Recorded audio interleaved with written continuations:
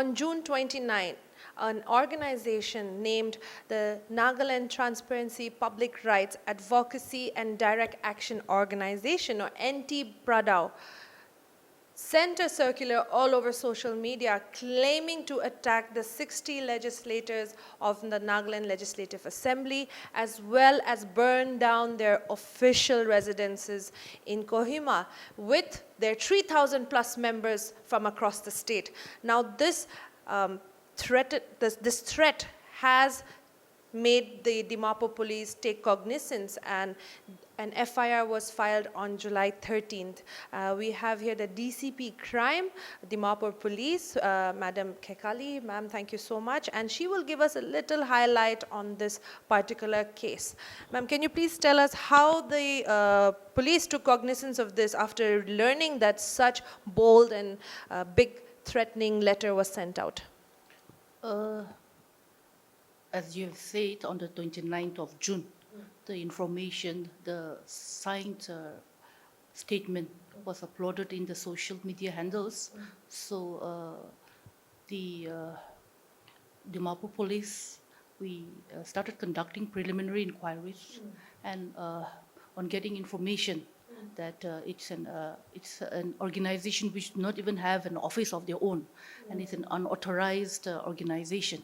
So basing on the claim and basing on the findings, we had registered criminal case against the signatories of the statement which was uploaded in the social media handles. So viewers, 5 people were arrested from the organization, namely the president as well as general secretary and advisors and executive member. So 5 people were arrested after the FIR was filed and investigation was made. Ma'am, so this kind of threat, big threat against not just a normal citizen but also a leader of a state has been made. So do you feel that this is actually a crime against the state? 100%,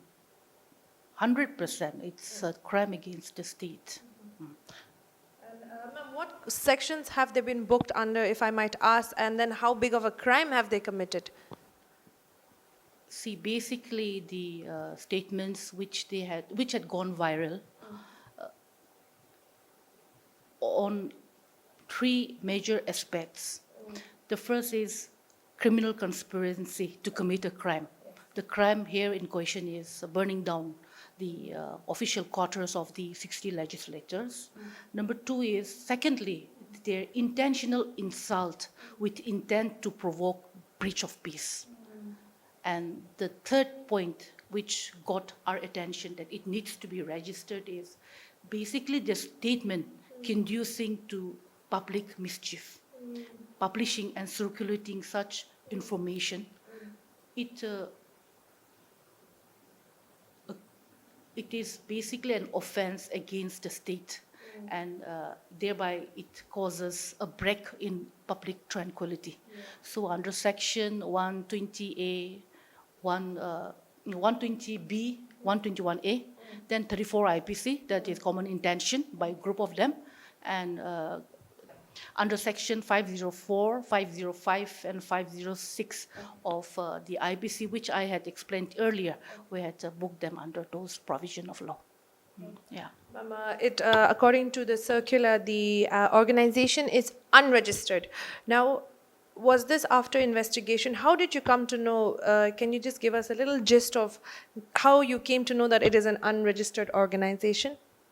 As I've said earlier, we had started conducting, before we registered the case, we had conducted preliminary inquiry, and our findings, basically they do not have an official office functioning as well as registered.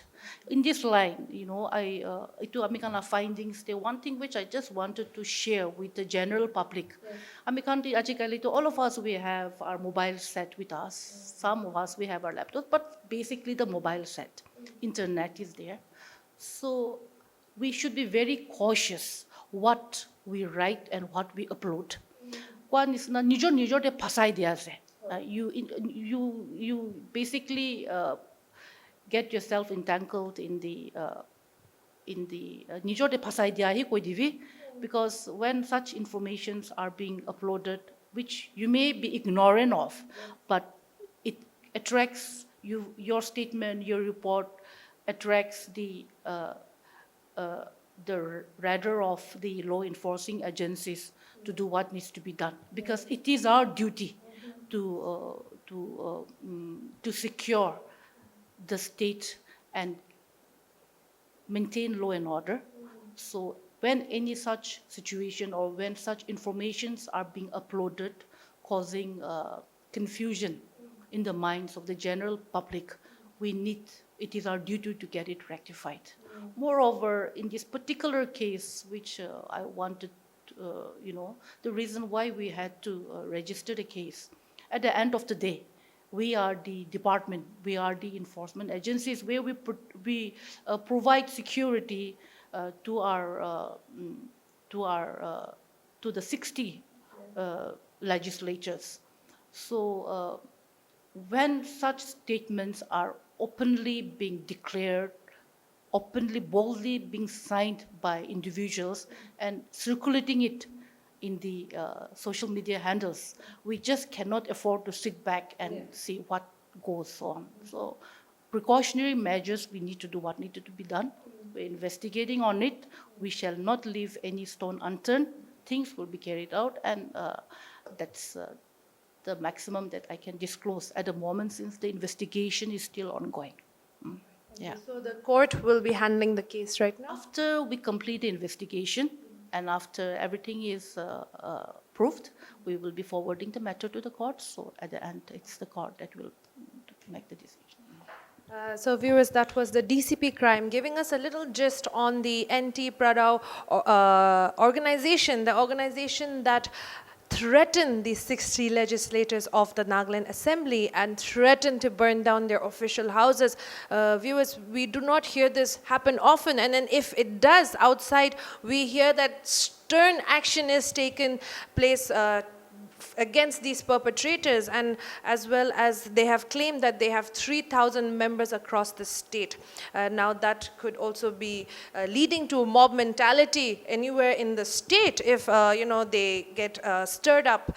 But then again, right now the case is ongoing, and also viewers, I would like to add this information that just before the threatening letters was circulated by Ntpradao, they had also accused the RD Department of embezzlement of more than rupees 70 crore against the director as well as former directors and some officials. But investigation and legit papers were given by the RD department claiming it to be false, and the intention again was malified, and this organization has been quiet, very quiet, with no response after a rejoinder was sent by the RD department. Esther here with camera person Hinoka for Nagaland News Network.